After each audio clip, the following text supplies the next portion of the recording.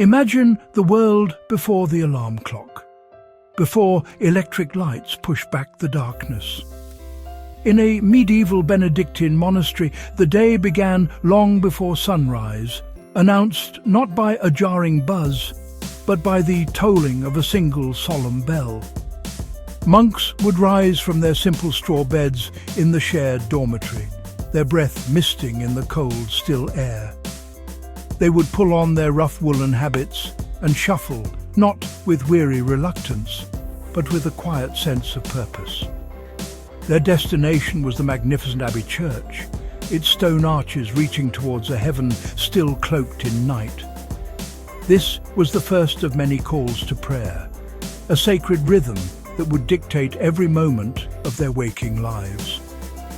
Once gathered in the choir stalls of the church, their voices would rise as one, filling the vast echoing space with the ancient sound of Gregorian chant. This was Matins, the first of the 8 daily services of the Divine Office. The Latin phrases, sung from memory, were a constant conversation with God, a thread of devotion woven through the fabric of the day. It wasn't a performance for an audience, it was a profound act of worship, a collective offering that sanctified the coming hours. These men had dedicated their entire existence to this cycle of prayer, seeing it as their primary work, the work of God, or Opus Dei. Everything else, the gardening, the writing, the healing, was secondary to this sacred duty. After the service, there was no time for a leisurely breakfast. The monks' lives were a careful balance of prayer, work and study. Some might head to the scriptorium, the monastery's library and writing room. Here, with painstaking care, they would copy precious manuscripts. They transcribed not just the Bible, but also classical texts from ancient Greece and Rome. They were the human printing presses of their day, preserving knowledge that might otherwise have been lost forever.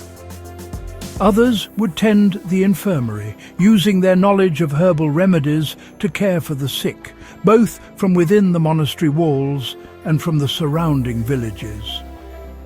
They were the local hospital, a place of compassion in a harsh world. Work was considered a form of prayer itself. In the fields, monks would follow the rhythm of the seasons, their hands calloused from tilling the soil and harvesting crops. They were agricultural innovators, developing new farming techniques that improved yields and helped feed the local population. In the kitchens, others would prepare the simple communal meals, often eaten in silence, while one monk read aloud from a sacred text. Life was structured, disciplined, and communal. It was a world away from the chaos and uncertainty of medieval society outside their walls, a deliberate choice to live a life of order, service, and unwavering faith in a world that often seemed to have very little of each. So, what was the instruction manual for this incredibly ordered life? It was a small book known as the Rule of St. Benedict, written way back in the 6th century by a man named Benedict of Nursia. This was no mere list of do's and don'ts. It was a deeply practical and surprisingly humane guide for communal living. Benedict wasn't trying to create superhuman saints. He was trying to help ordinary people live a life dedicated to God. He understood human weakness. His rule balanced strict discipline with a spirit of moderation and flexibility, a concept he called discretio. This made it incredibly effective and adaptable, a key reason it became the blueprint for Western monasticism for centuries. The rule organized the day into 3 core activities: prayer, study, and manual labor. Benedict famously wrote, "Idleness is the enemy of the soul." And he meant it. By keeping the monks busy from dawn until dusk, he left little room for temptation or discontent. The 8 daily prayer services, known as the Divine Office, were the skeleton of the day, the fixed points around which everything else revolved. But equally important was the work, whether in the fields, the scriptorium, or the workshop. This labour wasn't just for economic self-sufficiency, it was to foster humility and connect the monks to the earthly toil of the common person. One of the most radical ideas in the rule was the vow of stability. When a monk joined a Benedictine community, he promised to stay there for life. This was revolutionary. It created a stable, permanent family, a stark contrast to the wandering preachers or solitary hermits of earlier Christianity. This stability allowed monasteries to become powerful, long-term institutions. They could undertake huge projects like draining swamps, clearing forests, or compiling massive libraries over generations. The abbot, elected by the monks, acted as the father of this spiritual family. The rule instructed him to so temper all things that the strong may have something to strive for and the weak nothing to run from. From its origins at Monte Cassino in Italy, the rule of St. Benedict spread like wildfire across Europe. Missionaries like Augustine of Canterbury brought it to England, while others carried it into the forests of Germany and the hills of France. Charlemagne, the great Holy Roman Emperor, was so impressed by its power to create order that in the early 9th century he decreed it the standard for all monasteries in his vast empire. This official endorsement cemented its dominance. For the next 500 years, if you were a monk in Western Europe, it was almost certain that you were living your life according to the gentle yet firm wisdom of St. Benedict. In the turbulent centuries after the fall of the Roman Empire, a great deal of knowledge was simply lost. Roads crumbled, cities shrank, and raiding parties made life precarious. Libraries were burned, and the skills of reading and writing became incredibly rare. In this chaotic world, monasteries became the unlikely guardians of Western civilization. They were like fortified treasure chests of learning, preserving the intellectual jewels of the past. Within their quiet cloisters, monks weren't just praying. They were engaged in the vital task of keeping the flame of knowledge from being extinguished entirely. They were the memory keepers of a continent. The heart of this preservation effort was the scriptorium. This was the monastery's dedicated writing room, and it was a hive of quiet, focused activity. Here, scribe monks would sit for hours on end, their backs bent over wooden desks, meticulously copying texts by hand. They used quill pens, made from goose feathers, and inks they mixed themselves from soot, oak galls and minerals. The canvas was vellum or parchment made from treated animal skin, a durable but incredibly expensive material. Copying a single book could take months, even years. It was slow, painstaking work requiring immense concentration and skill. Through their efforts, the Bible, works of the Church Fathers, and even pagan classical authors like Virgil and Cicero were saved for posterity. But they didn't just copy texts, they decorated them. The most important books were transformed into stunning works of art through a process called illumination. Monks would adorn the pages with intricate patterns, miniature paintings, and capital letters embellished with gold leaf that shimmered in the candlelight. The Book of Kells, an astonishingly beautiful manuscript created by Irish monks around 800 AD, is a prime example of this artistry. These illuminated manuscripts were not just books. They were sacred objects, visual celebrations of the divine word. They were designed to inspire awe and reverence, making the text itself seem even more precious and powerful. Beyond preserving old knowledge, monasteries were also centers for education and practical help. They often ran schools, teaching the sons of the nobility how to read and write Latin, the universal language of the church and government. For the common people, the monastery was a crucial part of the social safety net. Monks and nuns provided food for the hungry, shelter for pilgrims and travellers, and medical care for the sick in their infirmaries. Their large, well-managed farms or granges were models of agricultural efficiency. They pioneered techniques like crop rotation and used watermills and windmills, producing surplus food that supported the surrounding community. They were, in essence, the medieval equivalent of hospitals, hotels, schools, and agricultural research stations, all rolled into one. Life in the Middle Ages was governed by two calendars, the rhythm of the seasons and the rhythm of the church. For everyone, from the humblest peasant to the king himself, the liturgical year was the framework of their existence. It was a grand unfolding story, told through a cycle of feasts and fasts. It began with Advent, a time of solemn preparation for the birth of Christ. Then came Christmas, a 12-day celebration of joy and feasting. This was followed by the long reflective period of Lent, 40 days of fasting and penance leading up to the sorrow of Good Friday and the ultimate triumph of Easter Sunday, the most important festival of all. These weren't just holidays. They were communal experiences that bound society together. Within the monastery, this cycle was observed with particular intensity. The abbey church, the centre of their world, would be transformed for each season. It would be draped in purple for the penitential seasons of Advent and Lent, and burst into glorious white and gold for Christmas and Easter. The music of the chants would change, shifting from sombre and reflective melodies to joyful and triumphant anthems.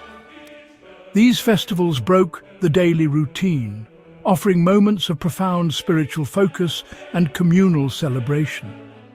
They were high points in the year, reinforcing the central mysteries of the Christian faith and reminding the monks of the divine narrative they were a part of.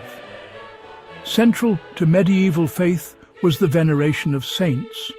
Saints were seen as heroes of the faith, men and women whose holy lives had earned them a special place in heaven.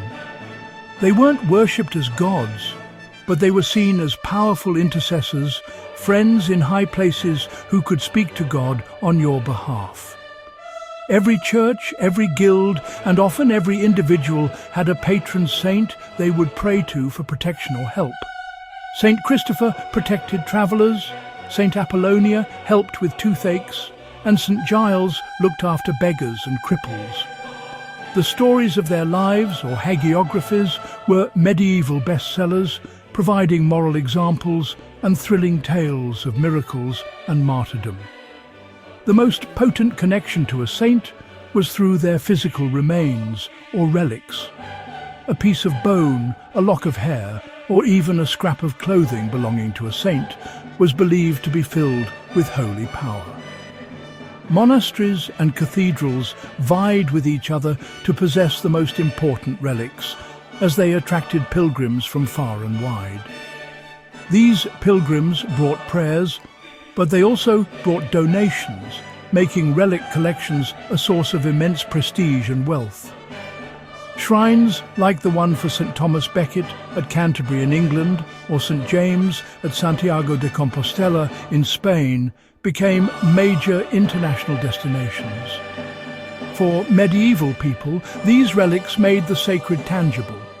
They were a physical link between their earthly struggles and the promise of heavenly glory. In the Middle Ages, you couldn't really separate religion from politics. The Church was not just a spiritual organization. It was a colossal earthly power. It was the largest landowner in Europe, with its own laws, its own courts, and its own system of taxation, known as the tithe. The Pope, as the head of the Church, was one of the most powerful figures on the continent, commanding not just spiritual loyalty, but also political influence that could make or break kings. Bishops and abbots were often major feudal lords in their own right, controlling vast estates and even commanding knights. They were men of God, yes, but they were also key players in the rough-and-tumble world of medieval power politics. This blending of roles created an inevitable tension. Who was ultimately in charge? The Pope in Rome, who claimed authority over all Christian souls, or the king or emperor, who believed he was appointed by God to rule his kingdom. For centuries, popes and rulers worked together in a delicate, often uneasy partnership. Popes would crown emperors, lending them divine legitimacy. In return, emperors would protect the Church and enforce its doctrines. It was a symbiotic relationship, but one that was always at risk of boiling over into outright conflict, as both sides sought to expand their power and influence at the expense of the other. The most dramatic clash came in the late 11th century, a showdown known as the Investiture Controversy. The name sounds a bit dull, but the issue was explosive. Who had the right to appoint or invest bishops and other high-ranking church officials? For years, kings and emperors had been doing it, often choosing loyal political allies or even selling the offices to the highest bidder. But a series of reforming popes, most notably the fiery Pope Gregory VII, declared that only the Church could appoint its own leaders. He argued that secular rulers had no business meddling in spiritual affairs. This led to an epic confrontation with the Holy Roman Emperor, Henry IV. When Henry defied the Pope and appointed his own bishop for Milan, Gregory did something unprecedented. He excommunicated the emperor. This was a spiritual nuclear bomb. It not only barred Henry from the Church, but also released all his vassals from their oaths of loyalty, inviting rebellion throughout his empire. Facing a full-scale revolt, a desperate Henry was forced into a humiliating act of penance. In the winter of 1077, he travelled to the Pope's castle at Canossa in Italy and stood barefoot in the snow for 3 days, begging for forgiveness. Although the struggle continued for decades, Canossa was a powerful symbol of the Church's claim to authority over even the mightiest of secular rulers. By the 11th and 12th centuries, some people began to feel that the great Benedictine monasteries had become a bit too comfortable. With their vast lands, their political influence, and their wealthy patrons, they seemed a long way from the simple, humble life St. Benedict had envisioned. A powerful desire for reform swept across Europe, a call to return to a more austere and authentic form of monasticism. One of the most important new movements to emerge from this impulse was the Cistercians. They were the minimalists of the monastic world, and their story begins in 1098 at a place called Citeaux in France. Led by a man named Robert of Molesme, a small group of monks left their comfortable Benedictine abbey in search of something stricter, something purer. They wanted to follow the rule of St. Benedict to the absolute letter. They established their new home in what was described as a wilderness, a remote, isolated valley. This was a deliberate choice. They wanted to be far away from the distractions and corrupting influences of the world. They rejected the wealth and ceremony that had come to define many older monasteries. Their goal was simplicity in all things, a life of poverty, prayer, and hard manual labor. This love of simplicity was reflected in their churches. While the great Benedictine abbeys like Cluny were famous for their opulent decoration, gold ornaments, and colourful art, Cistercian churches were deliberately plain. They were beautiful in their austerity, with clean lines, soaring stone arches, and no statues, no elaborate carvings, and no stained glass. The only colour came from the light streaming through clear windows. They believed that elaborate decoration distracted the mind from the pure worship of God. This stark architectural style is one of the most recognizable legacies of the Cistercian movement, a physical expression of their spiritual ideals. The most influential figure in spreading the Cistercian message was Bernard of Clairvaux, a charismatic and fiercely intelligent nobleman turned monk. Bernard was a spiritual superstar of the 12th century. His powerful preaching and writing attracted thousands of recruits to the Cistercian way of life. Under his guidance, the order grew at an astonishing rate, founding hundreds of new monasteries across Europe. These new houses were often established in remote, uncultivated lands. The Cistercians became renowned as master farmers, particularly in sheep farming and the wool trade, transforming wilderness areas into productive agricultural landscapes. They sought spiritual purity, and in doing so, they also became a powerful economic force. As the 13th century dawned, a new and radical spiritual energy was stirring in Europe's rapidly growing towns and cities. The old monastic model, based on withdrawing from the world into a rural cloister, didn't seem to fit this new urban environment. The cities were bustling, crowded and filled with a growing class of merchants, artisans and urban poor who felt disconnected from the traditional land-based church. Into this gap stepped two new religious orders that would completely revolutionize the idea of a religious life: the Franciscans and the Dominicans. They were known as the mendicant friars, from the Latin word meaning to beg. The Franciscans were founded by one of the most beloved saints in history, Francis of Assisi. The son of a wealthy cloth merchant, Francis had a profound conversion experience, renouncing all his worldly possessions to live a life of absolute poverty.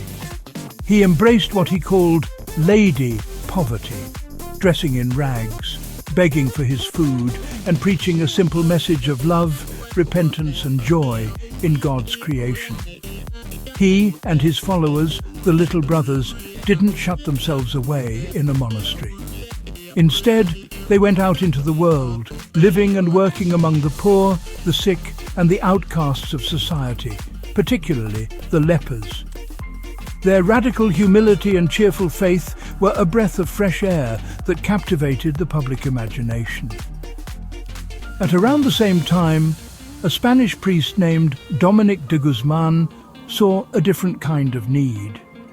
He was deeply concerned about the spread of heresy, particularly in the south of France. Heresies were beliefs that contradicted official church doctrine, and they were gaining a lot of traction among people who felt the church was corrupt or out of touch. Dominic believed that the best way to combat false ideas was with good ones. He founded the Order of Preachers, or Dominicans, an order dedicated to study and preaching. While the Franciscans appealed to the heart, the Dominicans appealed to the mind. They became the Church's intellectual champions. The Dominicans placed a huge emphasis on education and theological training. They wanted their friars to be able to debate heretics and explain the complexities of Christian faith to educated city dwellers.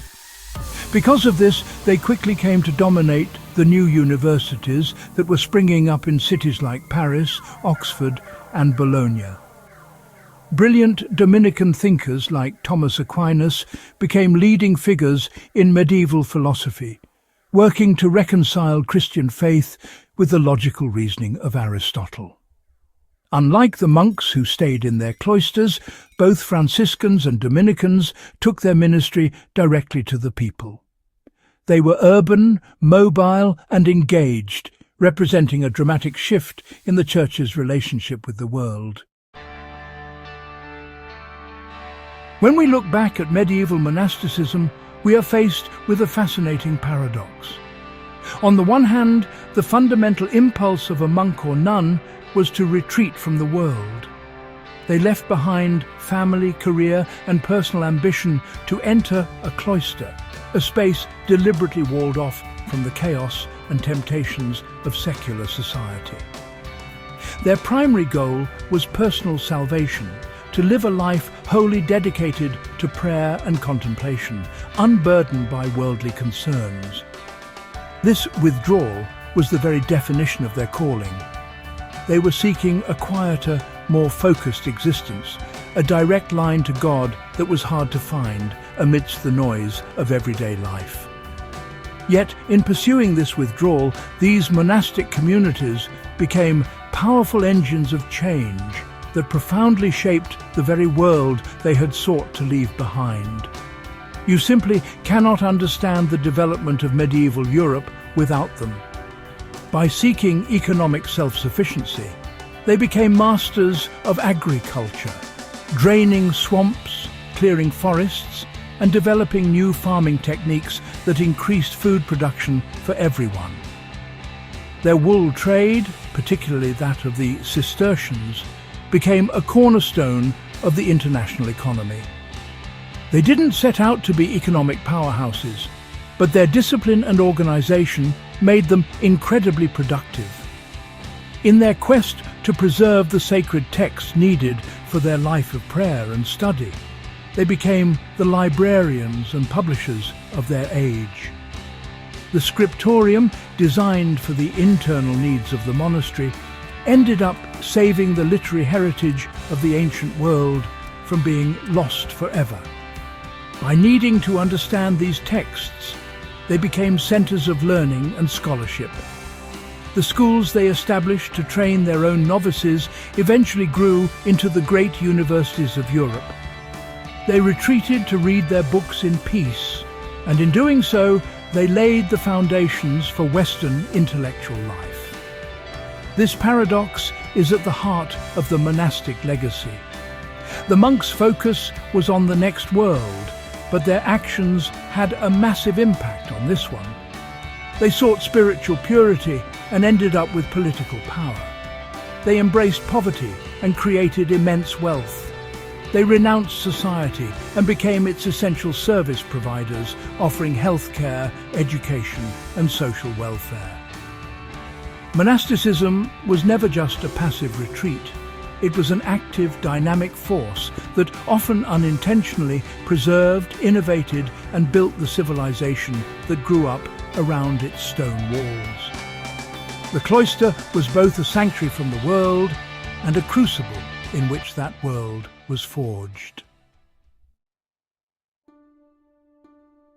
Today, on the 20th of October 2025, the world of the medieval monk can feel incredibly distant, a lost chapter from a history book. And yet the legacy of monasticism is all around us, woven into the fabric of Western culture in ways we often don't even recognize. The most visible reminders are the buildings themselves. Across Europe, the hauntingly beautiful ruins of abbeys like Fountains in England, or the still active monasteries like Mont Saint-Michel in France, stand as powerful testaments to the faith and ambition of their builders. They are not just tourist attractions, they are stone echoes of a worldview that placed God at the center of everything. The intellectual inheritance is just as significant. Every time you enter a university library, you are walking into an institution whose distant ancestors were the monastic scriptoria. The very idea of the university, a community dedicated to learning and debate, grew out of the cathedral and monastic schools of the High Middle Ages.